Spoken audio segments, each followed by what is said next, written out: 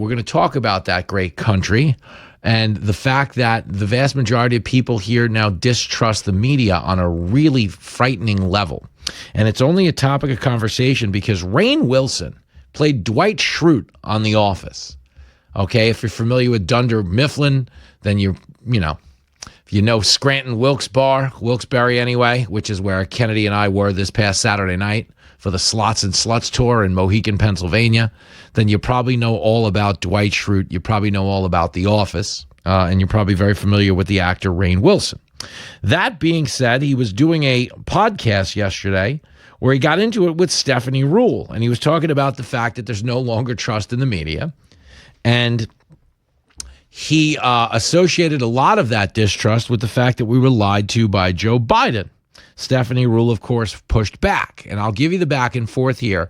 But the reason I'm sharing this, and it's not something that hasn't been said a bazillion times on syndicated talk shows, is because this conversation was taking place while one of Stephanie Ruhle's colleagues, Jen Psaki, was previewing her new role at MSNBC and flat out admitting that they weren't there to be objective about the White House under Donald Trump because their viewers didn't actually want them to. I mean, dude, embarrassing stuff all around. But I want to walk you through this because it really gives you some insight as to why the country feels the way it does right now. This is Stephanie Ruhle, clip 18.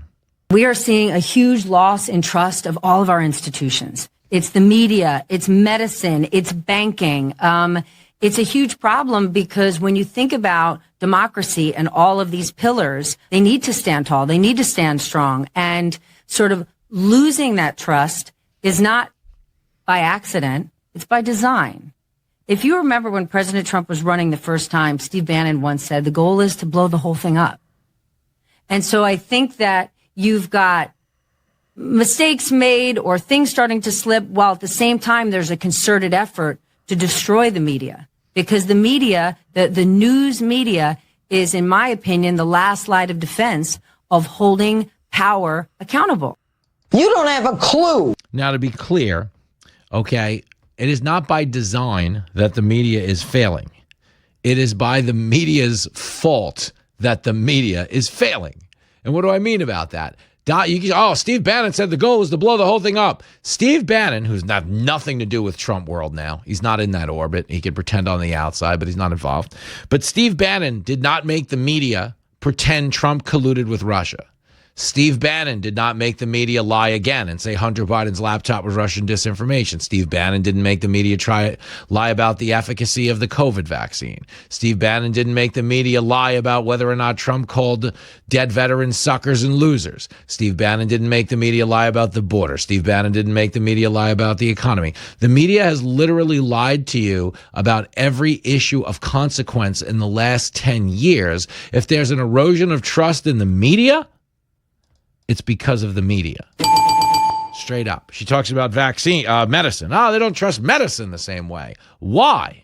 Okay, ask me why they don't trust medicine the same way. Dr. Anthony Fouchy was the face of public health when people lost trust in the medicine. Okay, Dr. Anthony Fauci, who fired you from your job if you wouldn't get vaccinated, started the pandemic with an entirely different opinion. Another question from another student. Would you support a nationwide mandate of the COVID vaccine once it comes out? No, definitely not. You don't want to mandate and try and force anyone to take a vaccine. We've never done that.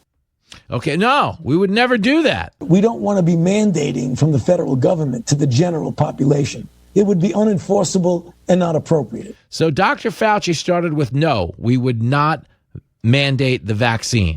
It would be unenforceable and inappropriate. We would never do that. What did he do a month later? He mandated the vaccine. It really is ludicrous. But if you think he flip-flopped on the vaccine, okay, here he is on masks. Okay, again, Stephanie Ruhle said the reason we don't trust medicine is because of Trump and him disparaging the medical community. Tell me if you think the face of our national health care response had anything to do with it. Here is Fauci on masks. People should not be walking around with masks. Let me just state for the record that masks are not theater. Wearing a mask might make people feel a little bit better. And masks are protective, but it's not providing the perfect protection that people think that it is. Mark, there has not been any indication that putting a mask on and wearing a mask for a considerable period of time has any deleterious effects. There are unintended consequences. People keep fiddling with the mask and they keep touching their face. And can you get some schmutz sort of staying inside there? Of course. You do not need to wear a mask indoors if, in fact, you've been vaccinated. Good that you're vaccinated, but in a situation where you have people indoors, particularly crowded, you should wear a mask. So even if you are vaccinated, you should wear a mask. If, in fact, you are vaccinated, fully vaccinated, you are protected, and you do not need to wear a mask outdoors or indoors. When the children go out into the community, you want them to continue to wear masks. You know, if you look at children outside, particularly when they're with the family, walking down the street, playing a game or what have you, don't have to wear a mask. Wow. Fauci's just pulling stuff out of his butt. So you really think about that. Children go outside, you should wear a mask. Actually, when the children go outside, no mask. If you've been vaccinated, you don't wear a mask. Actually, you need a mask, okay? The guy took more positions than Stormy Daniels. And you understand that's why people don't trust medicine, because they were lied to about what that medicine was going to do to them. That medicine was made mandatory by people who said it wouldn't be mandatory, but they justified doing so by claiming, listen, it's bigger than you, pal. Vaccinated people can't get COVID. You've got to do this to protect your fellow citizen. Never mind that if vaccinated people can't get COVID and your fellow citizen's been vaccinated, if the vaccine works, then they shouldn't have any issue with what you do. You have a good eye, my man. Think about that. Okay, I mean, really think about that. If vaccinated people can't catch COVID, then a vaccinated person shouldn't care what an unvaccinated person does, okay? But there they were, using lies to justify it. The CDC is saying they have concluded that fully vaccinated people are at a very, very low risk of getting COVID-19. Therefore, if you've been fully vaccinated, you no longer need to wear a mask. When people are vaccinated, they can feel safe that they are not going to get infected. As a nation, I feel fairly certain you're not going to see the kind of surges we've seen in the past. If you're vaccinated, you're not going to be hospitalized, you're not going to be in an ICU unit, and you're not going to die. You're okay. You're not going to get COVID if you have these vaccinations. Yeah. Sadly, hundreds of thousands of people who were vaccinated not only got COVID, but they wound up dying. So this is all a lie. And when you lie on that grand of a scale, yes, it is going to erode trust in the medicine. So to Stephanie Rule's point, when it comes to the media, people don't trust the media because the media prove themselves untrustworthy. When it comes to the medicine, people don't trust medicine because the medical community lied to them about social distancing, which we now know is made up out of thin air, lied to us about the need to wear a mask, lied to us about the efficacy rate of the vaccine itself. And then she said, oh, they don't trust banking. Why don't they trust banking? Because people were literally debanked for having the wrong political views.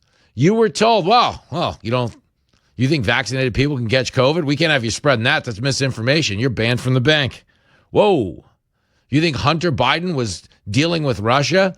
I understand his business partners testified under oath that he was dealing with Russia and that Biden was involved, but that's dangerous misinformation. We got to freeze your assets. You can't bank here. That's why they don't trust these institutions, because they prove themselves untrustworthy.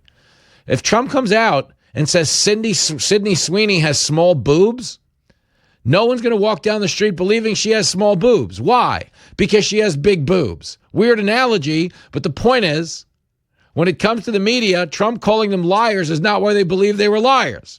Trump calling them liars was exacerbated by the fact that they were lying. Correctamundo. Here's a little more Rainn Wilson, though. Clip 19. This is where I would push back. When I see this kind of insight and passion being directed at the current administration, and the lack of this kind of insight and passion being directed at the previous administration, where, again, I'm not talking about you, I'm talking about left-leaning news media organizations were kind of like, la, la, la, la, la, everything's fine, look, the economy's great, la, la, la, immigration's not that much of a problem, and really being Cleopatra, queen of denial, thank you, boom. Wow, that's Rainn Wilson. Boom, roasted. Okay, saying the media was just queen of denial. Here is Jen Psaki. This is fascinating. She was, of course, the one who took over at the White House after Kayleigh McEnany, if you remember back in time. Saki sucks. Kayleigh was so much better. Anyway, Jen Psaki on a podcast saying, listen, I'm taking over for Rachel Maddow 4 nights a week, and the Trump coverage is not going to be positive because they don't want it to be. Clip 20. There's obviously a rooted value in the kind of like that MSNBC viewers expect of like, we're going to talk about the opposition and we're going to talk about what the opposing party is up to in terms of the Democrats. And we're going to talk about future leaders and things. And we're also going to talk about Trump, and it's typically not going to be positive. I don't think anybody watching expects it to be positive, right? I'm not sure. It's not like a North Star thing written on a card, and everybody does it slightly differently. But I think that's fairly the vibe, right?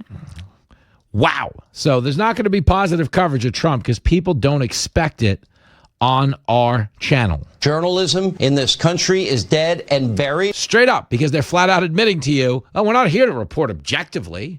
We're in the confirmation bias business. I tell you this all the time. I say this to you all the time. I say MSNBC has moved into this infotainment genre where a bunch of self-hating white people tune in every night to be told they're not dumb racists like you. I said that's their business model. That is the thing. It's people who hate themselves. Okay, so MSNBC allows them to outsource that hate by hating Trump and his voters night in, night out, so they don't have to look inward at the things they hate about themselves. And Jen Psaki's basically telling you that. No. That's not. The coverage is not going to be positive. What do you mean? What if the economy's good? What if the border's closed? What if grocery prices come down? All of these things have happened. Okay, hiring blew past expectations last month. Inflation fell for the first time in 5 years. We're at the lowest recorded level of border crossings in history. And we're not going to get positive coverage, which means you're not here to objectively report on the state of the country. You're here to try to shape people's opinion and confirm the biases of self-hating white people who live in the D.C. Beltway and live along the coasts. And that's what they are now. Okay, here she is telling you every show at MSNBC has its own way. It's just as long as they end up in the same place, which is Trump's the devil. Clip 21. What I haven't really experienced, I mean, we've had Republicans on over the course of the last couple of years on our show. I have not experienced this, like, you have to move to the center, you have to have Republicans on, you have to be more moderate, you can't say that thing, which I know, not you, but others have kind of speculated a report. I haven't experienced that, but it's more, I think what's unique is that every show kind of has a bit of a North Star, but the vibe is kind of under the same umbrella, just like, in expansive different ways. So it's essentially just every creative angle you can come up with to hate Trump from. At that point, the network as a whole should have announced it was folding. Okay, you have abandoned any and all pretense of journalism. Like, they're now just admitting it. You know the old phrase, saying the quiet part out loud? Okay, that's Jen Psaki confirming everything I've been telling you. I've been saying this on the show forever. I go, MSNBC is just self-hating white people that tune in to get told they're better than you. Okay, but here's a newsflash. If you're looking at the state of the country, if you're looking at the things they oppose, that ship has sailed full of migrants that they're trying to get back into the country.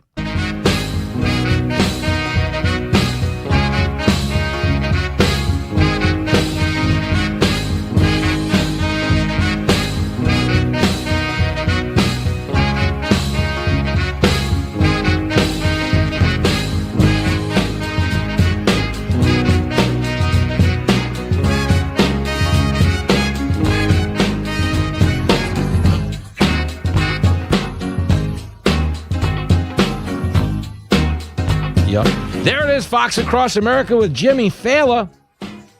Brooke Singman's back on the show. That's why the band's excited. If you listen to it right now, I mean, listen to the crowd go, why it's a big deal. It's a big deal. I didn't know if my mic was open. No, Hello, I was just playing you some crowd noise. Whatchamacallit. So Jimmy is actually texting right now, and that's why he's not speaking. I am in the funniest. He's in the middle of something. I'm in the funniest text exchange ever with a good buddy of ours here at Fox. So this is my show who should now. rename nameless. You're now listening to the Brooke Singman Radio Hour. This is Fox spinning Across all the hits America of yesterday with and Brooke today. Singman, exactly. So what's your favorite song, everybody? Brookie, let's talk about it. All right. Because I haven't seen you. I know. How Try are not you? to get emotional. I am. I was walking in the sunshine here in New York City. The sun finally came out. It's April. It was, the real April showers bring May flowers. I think that really is real here this season. And I started to get emotional because I thought I am coming back to see my friend Jimmy.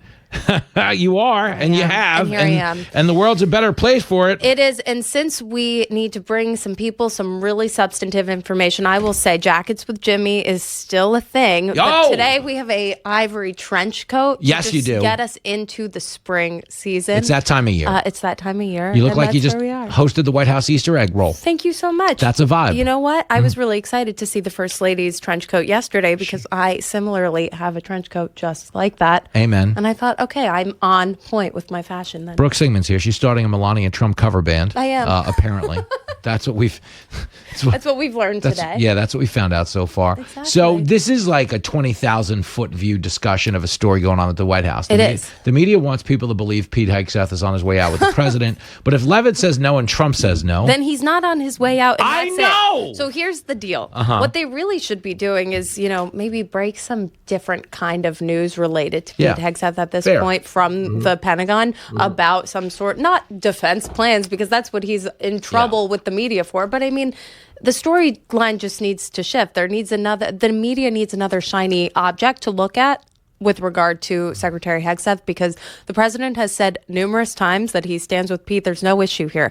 People in the Trump administration, especially the president, understand when there's negative media coverage of one of them, it's an attack on their actions, their policies, what they're doing. The president stands with Pete Hexath. Caroline Levitt has said 94 times, fake news. Every report is fake news. And Pete Hexath has gotten in front of the media multiple times and defended himself. It's not like he's hiding in the shadows here. I mean, he's talking to They're not like letting the guy twist in the wind. No, They're being like, no, he's here. He's here. He did a big exclusive here on Fox and Friends this morning. He spoke to reporters at the Easter egg roll yesterday.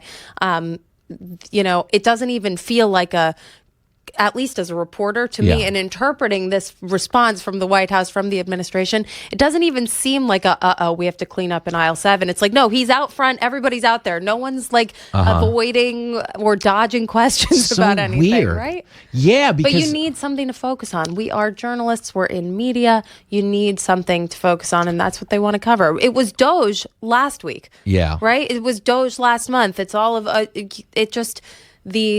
the media attention jumps from one thing to the next. So maybe they got bored of Doge for a few weeks. They'll find some traction here. Yeah, maybe. But probably not, because the president says he's staying. Yeah, they kind of toned it down on the migrant who was deported.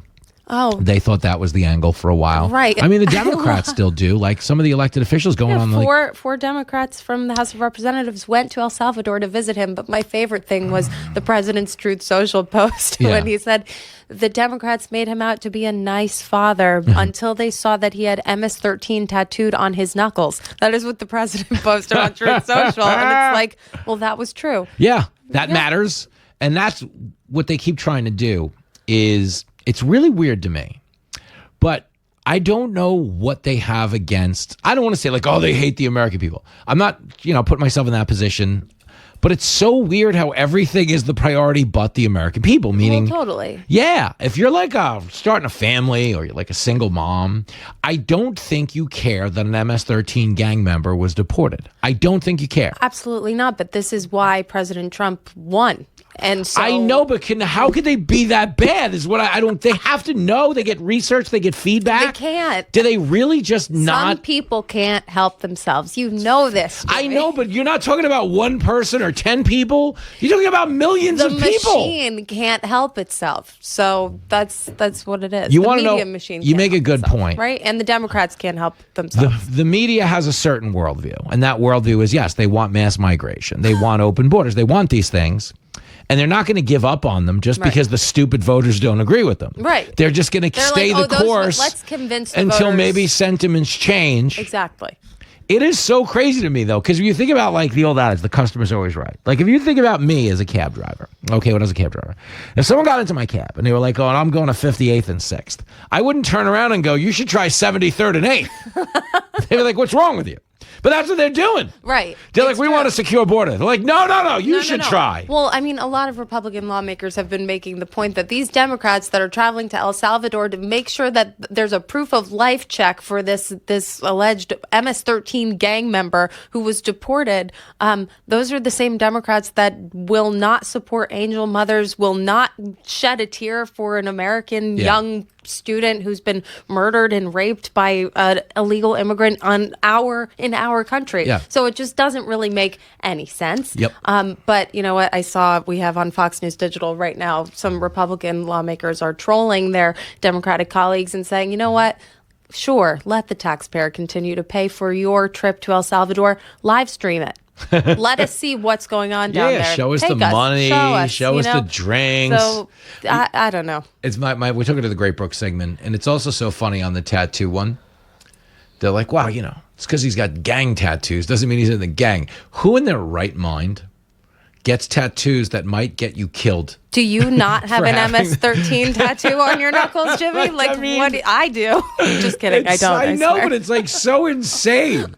They're like, well, federal informant in 2019 was like, oh no, this guy's an MS-13. This is why I fired an order of protection against him. And they're like, time was you could join a gang, beat up your wife a little bit, and Hitler didn't give you a hard time about it. It's like no one hears themselves. No. But I think it's back to this larger play, is that they do believe in these things, as crazy as we all think they are, and they hope to manipulate sentiment some way so we see it their way. Right. It's crazy to me, though, because it's like you're literally going against the will of the people. The whole democracy's on the ballot. Right. They are doing everything they can to refute what the people asked for. And the people are getting exactly what they asked for with President Trump. The people who voted for Republicans and for President Trump are getting exactly what they voted for. We are about to approach the 100th day. The first 100 days are coming to a close. The president has done everything he said he was going to do, including getting legislation through in Congress.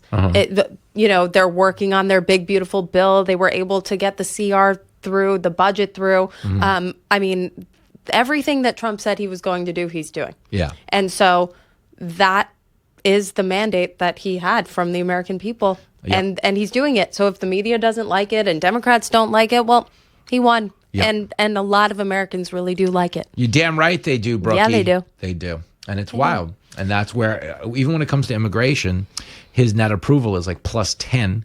Yeah. Because people, but again, it's fascinating to me. The country has made a pronounced shift to the right, if only because to be honest with you, the left went so far left that a lot of reasonable Democrats don't associate with it. It's common sense. Yeah. It's not even so much as let's move to the right. We're going to be so ultra Republican, ultra conservative now. It's just people opening their eyes and going, wait a second. Yeah.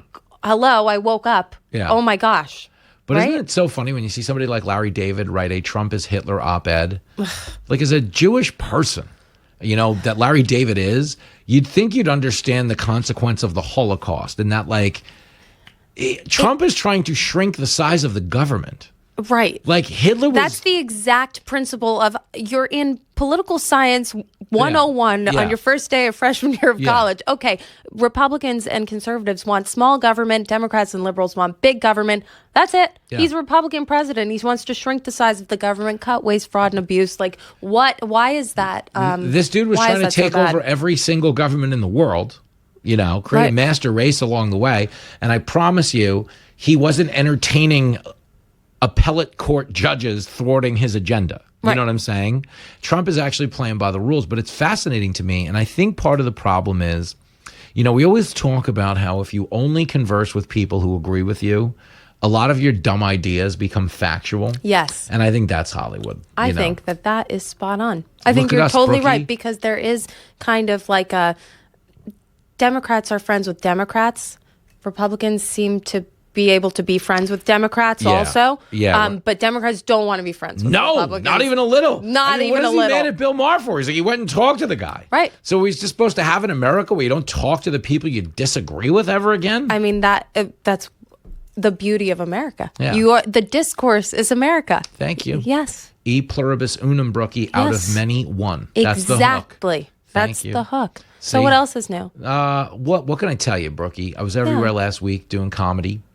That's why you're tan. Were you somewhere where there was a sun? I was in Fort Myers. I knew it. That matters. But then I was in Pittsburgh Wednesday, and then I was in like Mohegan this weekend. But Connecticut. More importantly, I was in Pennsylvania. They have their new property in Pennsylvania. Yeah, they have a new one in Pennsylvania. I was upset because I was in Connecticut. Oh, there you go. Well, no, but Sunday, after all the Easter festivities concluded, I probably smoked a cigar in my yard. So this is a real tan. Nice. This is one of those TV spray tans. This is a well-earned tan. Good for you. You deserved it. There it is, Brookie. She's like so much more than a guest. She's a life coach. I am. You get a daily affirmation if you book her on the program. It's sunny and you deserve a cigar. Oh, how about it? Let's go. Let's go to break. Let's go have a cigar. The Great Brooke segment.